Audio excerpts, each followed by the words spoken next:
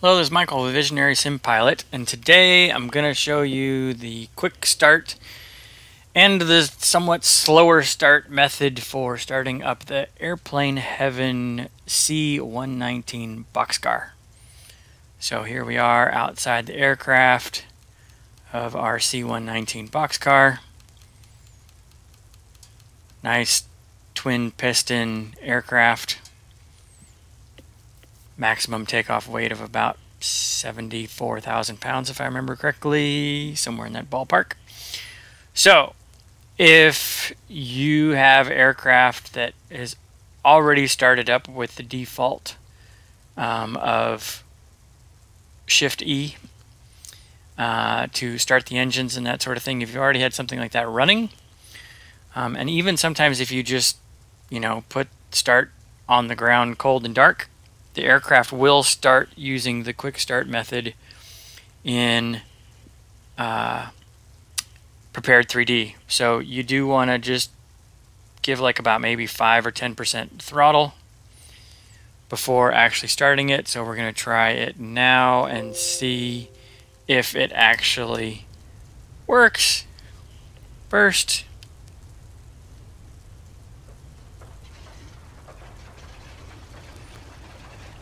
And it looks like it's going to work.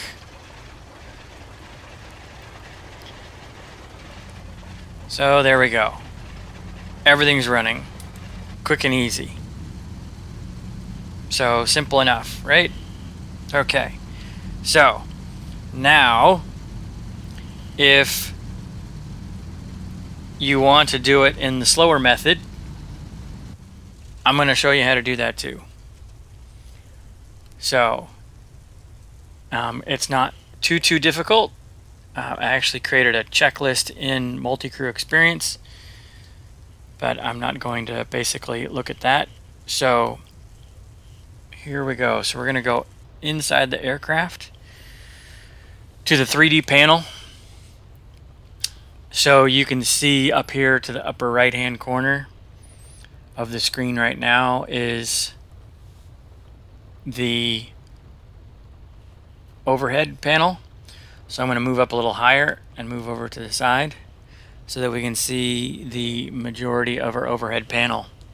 So you can see over here on the right, if we start all the way to the right, we got a row of switches, and then down below that we've got another row of switches, and then down below that we've got some big round knobs and all these other sort of things. And I'm going to go back one little quick moment here. So if we hit Shift and the number 1, it's going to bring up this little window over here on the left hand side, and this little switch on the right hand side of this little panel, as I bring it up, you'll see that it says manual start reset. So when you click on that, it will actually take everything back to a cold dark mode sort of setting in the aircraft. So, and that way everything will be basically shut off, turned off, all that kind of good stuff. So there's another little bar switch too here on the panel that will do the same thing, but just so you know, you can use that to reset everything to cold and dark. Okay, so first thing we need to do, so if we're looking over here at the right, we got the first row of switches, and then down here in the second row of the quick switches at the very bottom here, it is going to be your secure aircraft switch, and it's already different from all the other switches in that row. You're going to want to click that, and then you're going to want to go outside and make sure that you can, I hit the wrong go outside button, go outside and see that you have the ladder down by the door. So because there's the door right there, I'll open that up so that you can see it, and that you have the chocks blocking the wheels from rolling. Okay, so that's first. So I haven't really checked to see if you have to do all these things in this particular order. It says that you do, but I don't know. I'm pretty sure if you just have everything set the appropriate way, then you will be good to go. Okay, so that is first thing on the checklist, is making sure that you have secure aircraft switch turned on. Okay, then you want to have the doors closed, which I did just before we came back in. All right, and then next thing is the master battery switch. So our master battery switch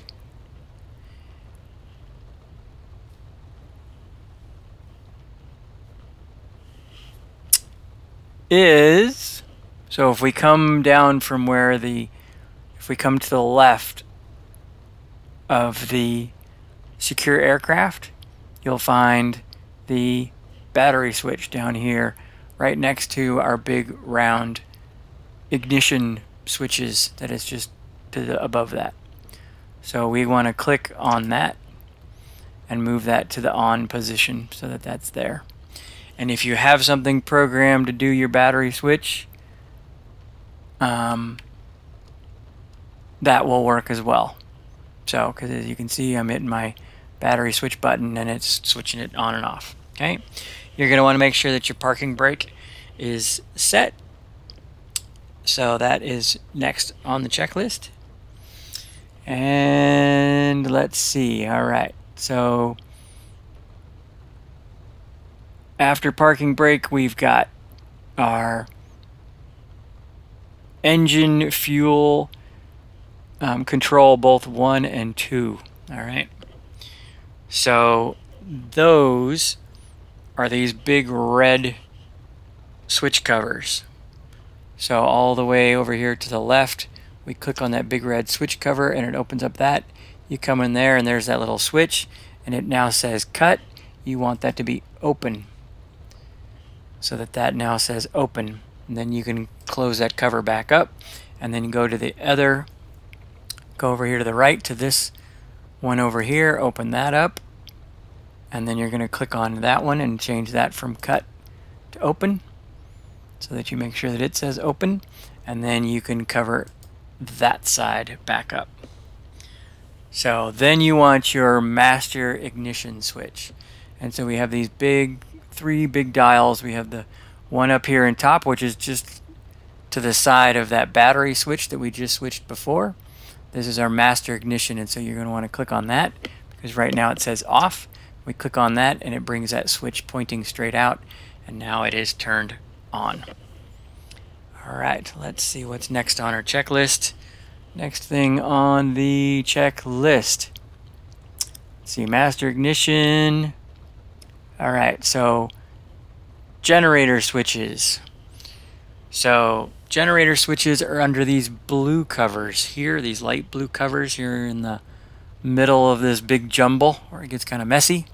So you're going to open up a cover, and then inside there you'll see there's a generator switch, and it's actually already on. Interesting, so it didn't quite completely kill that all the way off, but you want to make sure that that's on. And then there's another one under this blue one. You want to make sure that that one is also set to on. And then in all reality, this next red one right to the right of that blue one, there is a generator switch in there too, and you want to make sure that that is also on. So all three of those, you want to make sure that those are all on. Okay, so then you want to make sure your pitot heat is on, and that comes back over here into that same row of switches where the secure aircraft switch is. You come back up there and you have your pitot heat right there. If I can get it highlighted, there we go. And so you want to make sure that that is on. Alright, then I believe, let me check in with the checklist just to be sure, because I don't always remember all these things. Alright, so perfect. So we want to go with hydraulics. So now if we come back over here where the right fuel converter is, that red panel that we opened up and closed before, we're going to open and close it there real quick. So just to the right of that, we have our hydraulics, our auxiliary hydraulics actually. So you want to click on that, and then your inverters you want to turn on as well, and the inverters are the switch just to the right of that. And so you're going to click on the inverters so that you got those going. Okay, so then in the checklist is to make sure that your altimeters are set. I don't know why that happens to be there, because it's not necessarily needed to be done right at this point in time. I typically do not do it at that point in time. I do it at another time, but that's what the next thing on the checklist is. So, alright, so then we need to do fuel pumps and fuel selection. So from here, we need to pan down and to our center console. We're going to click on the armchair here and get that arm out of the way. We're going to open up these two little yellow covers because those are our fuel pumps. So we're going to click on the left one and the right one so that they're on, and then that way when they're off, those lights will go on. And then I'm going to close those covers up so that we don't accidentally click those at any point in time while we're flying. Alright, and then back up here to the main panel. So now, fuel pump selection. We want to get both of the left one and the right one to where they are set to outboard. So if we go back here where we had the fuel selectors, there's those. If we go up a little bit higher and just to the right, you'll see here we have the left fuel tank select. We're going to left click on that one, and that's going to turn that to outboard. Then we're going to come over here just above where the right one was to that same looking kind of switch, and this one we're going to right click on it, I believe twice. Let's see, yes, twice. We right click on that twice, and now it says outboard as well. Okay, so we want both of those in outboard. Now it says in the manual that after 2 hours of flight you should switch those to inboard, but I've never flown this thing for that long and I haven't really run into any problems, so at any point in time, but just letting you know that that's what the manual actually says. Okay, so those need to be set to outboard. Then if we come back to our little checklist again, we've got fuel, we've got the fuel selectors are set to outboard. You want to make sure that your propellers are set to where they're going to be for maximum RPM, right? And then we're going to move on to our cowl flaps. So back over here, right, basically where we just were, just above that, we have our port cowl flap. You're going to want to right click that so that now it switches to auto. And then one to the right of that where it says starboard cowl flap, you're going to want to right click on that, and now it will say auto as well. Okay, so then we're going to come straight up from there to these two round starter switches just below the main master ignition switch. So, and these are engine 1 magneto is what it comes up as, and you're going to want to right click it twice to where it says both, and then you're going to right click the other one to where it also says both. Then you're going to want to open up your throttle about 5 or 10 degrees.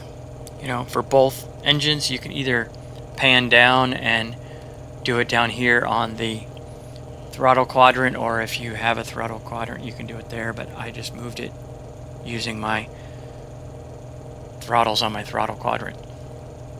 So, and that way you got a little extra fuel flowing into the whole system as we are going to get ready to start the engines.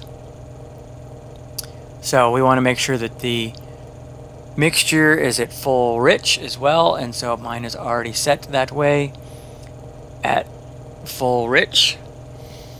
Let's see, I will pan back down here again.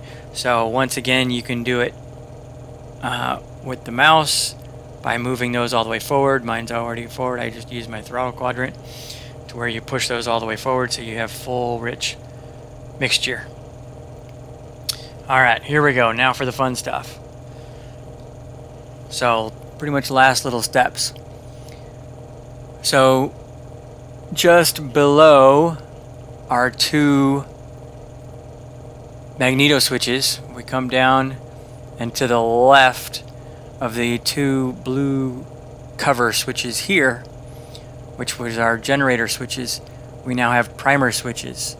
So we have engine primer here. This is the number 1.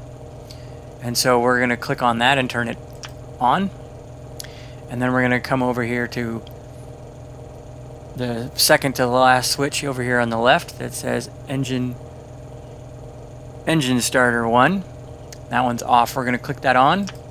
And then with 15 seconds, you have to come over here to this next one all the way to the left and click and hold that one down. And there comes our engine starting up. Alright, so now that's all started up. And then we can turn that engine primer off. We can go outside the aircraft real quick here and see that engine 1 is spinning. Okay, things are going. Life's beautiful.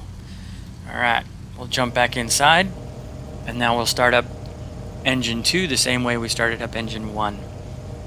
So we'll come over here, and we are going to find the engine primer there, right next to the other one. Turn that on. Then we have our engine starter switch here. Turn that on. And then hold down the mesh starter here. And you can hear engine number 2 starting up.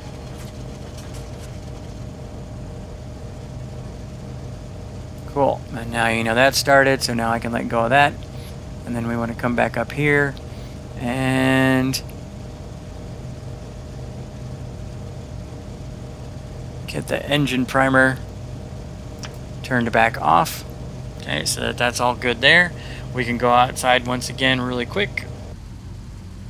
Make sure engine 2 is spinning, and it is. Great. Awesome. Life's beautiful. Alright, back in the aircraft. Now, a couple other things that need to be done. Well, not really too much of a couple. But we come back down here to the main panel. So, if we look right above our artificial horizon here, which is not your usual artificial horizon because it's old school, so it's just a line. There are these two gauges here. These are manifold pressure valves, so that you can actually send the pressure from the manifold to the gauge. So you want to click on both of those as they come out. They kind of twist as they come out. And now you'll see the gauge just to the right of those becomes active. So if I increase the throttle on engine number 1, you'll see that little gauge move up. And then I'll bring it back down. I'll take it up to like there and just leave it there for a second. Same thing with the other one. You want to make sure that they're reacting so that you can keep an eye on your manifold pressure. Very important in this plane because I have blown up engines on this plane by having the manifold pressure up too high for too long a period of time. And the gauge just to the right of that is your RPM gauge. I don't know if I can really affect that. Oh, yeah, you can affect it a little bit.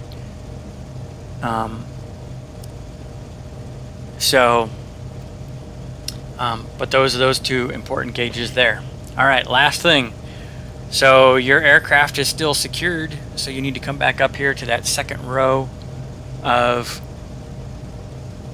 switches.